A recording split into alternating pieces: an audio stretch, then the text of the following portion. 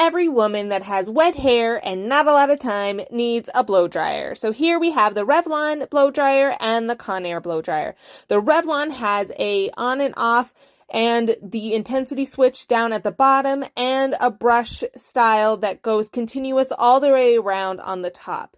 The Conair has a simple sliding switch. It has the cold air options. You can slide in and out the different brushes as a rounded brush, a close tooth comb, and a wide tooth comb.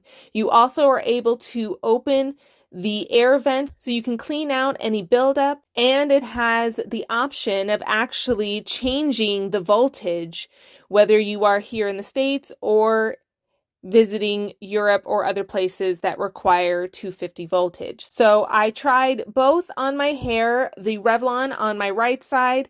You can flip it up, flip it down. You can even kind of go sideways to give it extra body.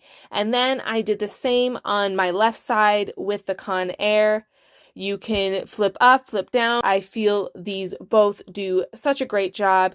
Again, depending on your preferences, here are a great set of blow dryers.